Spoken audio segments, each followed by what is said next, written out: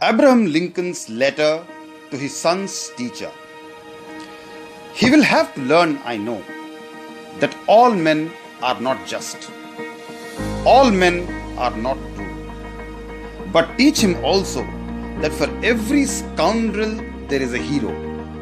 That for every selfish politician there is a dedicated leader. Teach him for every enemy there is a friend.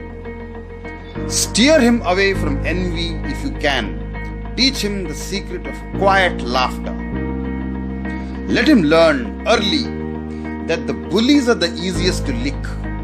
Teach him, if you can, the wonder of books, but also give him quiet time to ponder the eternal mystery of birds in the sky, bees in the sun, and the flowers on a green hillside.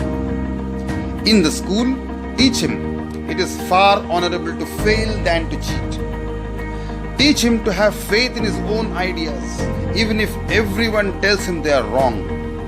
Teach him to be gentle with gentle people and tough with the tough. Try to give my son the strength not to follow the crowd when everyone is getting on the bandwagon. Teach him to listen to all men, but teach him also to filter all he hears on a screen of truth and take only the good that comes through. Teach him, if you can, how to laugh when he is sad. Teach him there is no shame in tears.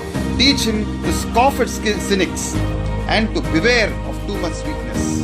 Teach him to sell his brawn and brain to the highest bidders, but never to put a price tag on his heart and soul.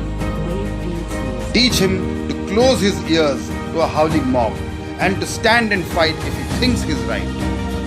Treat him gently, but do not cuddle him, because only the test of fire makes fine steel. Let him have the courage to be impatient. Let him have the patience to be brave.